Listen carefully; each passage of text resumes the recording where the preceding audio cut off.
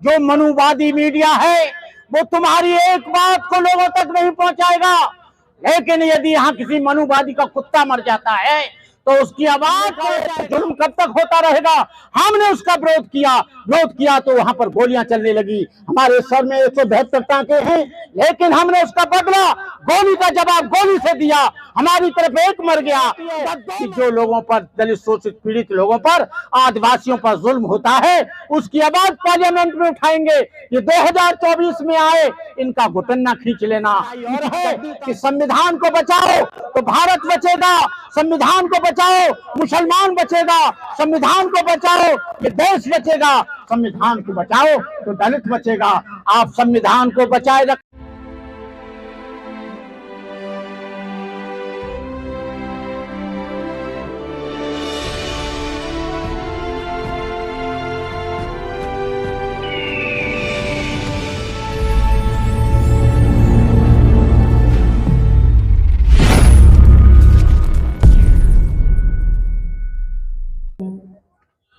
न्याय दिलाने के लिए यहाँ एकत्रित हुए। मैं करीब 46 वर्ष से 1975 में भंते बना, 46 वर्ष से लगातार जब से देश स्वतंत्र हुआ तब से मैं ढेर सारे आंदोलन देख चुका हूँ। देवली, शादुपुर, बेल्ठी, बिश्रामपुर, बाजितपुर, अल्मोड़ा, तमाम देश के आंदोलन चले। लेकिन ये जुल्म क्यों होता है, जातिवाद का व्यवहार क्यों होता है, हमारे बच्चों को क्यों मारा जाता है, हमारी बहन बेटियों के साथ बलात्कार क्यों होता है, इसका कारण कभी आपने सोचा? तुम कितने भी नारे लगाते रहना, डॉक्टर अंबेडकर ने कहा था ये संविधान बहुत अच्छा है, लेकिन इसे इंप्लीमेंट नहीं किया गया तो मेरे लिए ये 2 कौड़ी का है। आज आप बता दें, हमारे क्या नाम है आपका, डीसी कपिल साहब, मैं आपको बता दूं ये नारे लगाने का वक्त तो है, लेकिन मैं एक बात बता दूं, जुल्म कहां से होता है। मुसलमान पर जुल्म हो रहा है, दलित पर जुल्म हो रहा है, बैकवर्ड पर जुल्म हो रहा है, ओबीसी पर जुल्म हो रहा है, आदिवासियों की बहन बेटियों की अस्मतें लूटी जा रही हैं और उनको निर्दोष और बेगुनाहों को नक्सलाइट बना के मारा जा रहा है और मुसलमानों को देशद्रोही और तमाम तरह के उन पे आरोप लगाकर उन्हें जेल में ठूसा जा रहा है। जब कोई व्यवस्था बदलती है, जब किसी देश में आता है तो सत्ता बदलती है तो व्यवस्था बदलती है। तुम क्या करोगे? आरएसएस के लोगों ने सारे देश की व्यवस्था पर काबू कर लिया है। आपको बता दूं, 3 तरह से 4 तरह से यह देश चलता है, न्यायपालिका, कार्यपालिका, विधायिका और मीडिया। मीडिया जो यहाँ का हरामखोर है, जो मनुवादी मीडिया है, वो तुम्हारी एक बात को लोगों तक नहीं पहुंचाएगा, लेकिन यदि यहाँ किसी मनुवादी का कुत्ता मर जाता है तो उसकी आवाज पहुंचाएगा। भैंस खो जाती है तो भैंस की आवाज पहुंचाएगा, कोई बिल्ली खो जाती है तो बिल्ली की आवाज पहुंचाएगा। मंत्री जी की बिल्ली खो गई है, उसको तुरंत पता लगाया जाए और तुरंत बिल्ली को पकड़ के घर पे ले आएंगे। भैंस खो जाती है, लेकिन हम लोग चिल्लाते हैं क्योंकि हमारी व्यवस्था नहीं है, हमारा कोई भी न्यायपालिका नहीं है। न्यायपालिका में आरएसएस के लोगों ने कब्जा कर लिया है। विधायिका में पूरे के पूरे लोग वो बैठे हैं। इस विधायिका को बनाने वाले कौन है? इस विधायिका को बनाने वाले ओबीसी के लोग हैं, इस विधायिका को बनाने वाले शेड्यूल कास्ट के लोग हैं, इस विधायिका को बनाने वाले एससी और एसटी के लोग हैं। जब तक आप यहाँ की सत्ता को उखाड़ नहीं फेंकोगे तब तक ऐसे ही जुल्म होता रहेगा। सत्ता बदलेगी तो व्यवस्था बदलेगी और 2024 के लिए आप संकल्प कर लो, आपको आंदोलन करने की आवश्यकता नहीं पड़ेगी। आपका बैकलॉग पूरा किया जाएगा, आपके बच्चों को अच्छी जगह एडमिशन मिलेंगे। इन्होंने बच्चों की फीस को 20 गुना कर दिया है। गरीब बच्चा अपने बच्चों को पढ़ा नहीं सकता। जेएनयू से जो बच्चे तैयार होते थे, जो है वहां 200 गुना वहां पर फीस कर दी है। वो जैनों को खत्म करने का इन्होंने संकल्प लिया है, मुस्लिम यूनिवर्सिटी को खत्म करने का संकल्प लिया है, लेकिन बीएचयू को खत्म ये नहीं करेंगे, अन्य चीजों को खत्म नहीं करेंगे, क्योंकि यहाँ पर शिक्षा पर पूरा का पूरा कब्जा मनुवादियों का है। और जब तक आप इनको उखाड़ नहीं फेंकोगे तब तक यहाँ पर जुल्म होता रहेगा। जुल्म की उम्र कम नहीं हो सकती। जुल्म कहां से आया? जुल्म जाति में से आया। जब तक जाति रहेगी तब तक यहाँ जुल्म रहेगा। जुल्म की उम्र कम नहीं होती।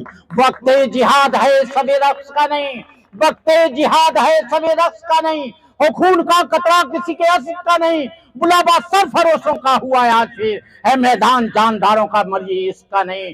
तुमको बलिदान देने की जरूरत है, तुमको आहुति देने की जरूरत है, तुमको कुर्बान होने की जरूरत है। जब तक ये समाज 12 बच्चे कुर्बान हुए तो इन्होंने SC/ST एक्ट को वापस लिया।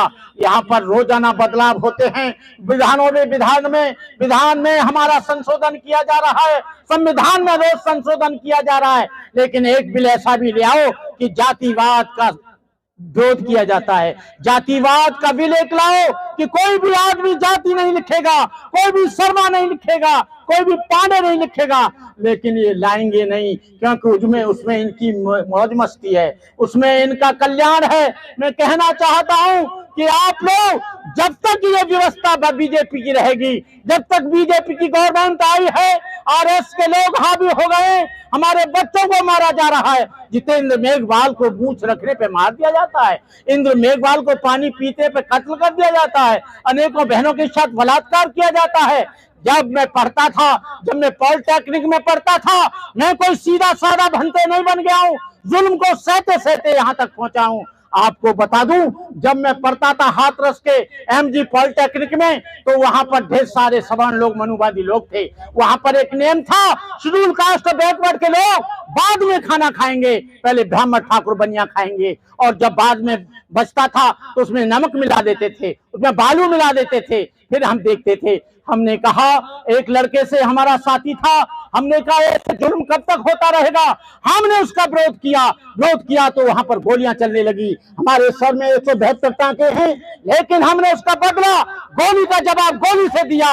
हमारी तरफ एक मर गया, उधर 2 मर गए। हमने कहा फैसला हो गया, उसके बाद जुल्म नहीं हुआ। हमने कहा मैं जीवन में शादी नहीं करूंगा, मैं जीवन में प्रोफेसर नहीं बनूंगा, मैं जीवन में IAS नहीं बनूंगा, मैं अपने उन लोगों को जगाने का काम करूंगा जो लोग भूखे नंगे लोग हैं, जिन पर जुल्म होता है। मैं शिक्षा के लिए काम करूंगा, मैं स्वास्थ्य के लिए काम करूंगा।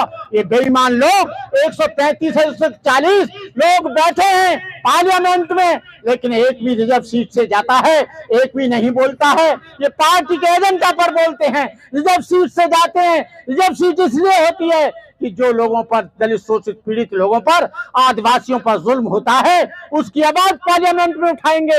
ये 2024 में आए, इनका घुटना खींच लेना, इनकी चड्डी उतार लेना, इनके कपड़े फाड़ देना, इनको अपने बीच में मत आने देना। मैं कहना चाहता हूं रितु बहन, तुमको मिलेगा इंसाफ। हम लोग आपके साथ हैं, समाज आपके साथ है।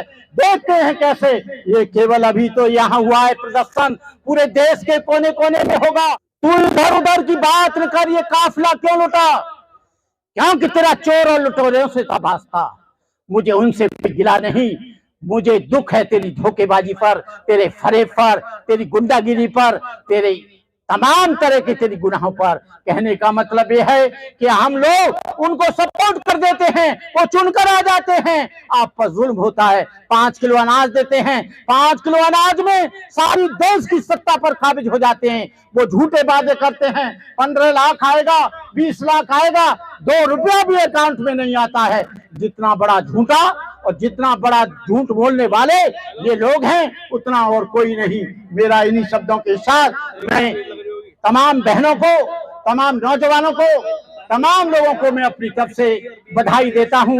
जब तक है ये चांद सितारे, जब तक है धरती अंबर, भारत ऋणी रहेगा उसका, अमर रहेगा अम्बेडकर। एक लड़ाई और है कि संविधान को बचाओ तो भारत बचेगा, संविधान को बचाओ मुसलमान बचेगा, संविधान को बचाओ ये देश बचेगा, संविधान को बचाओ तो दलित बचेगा।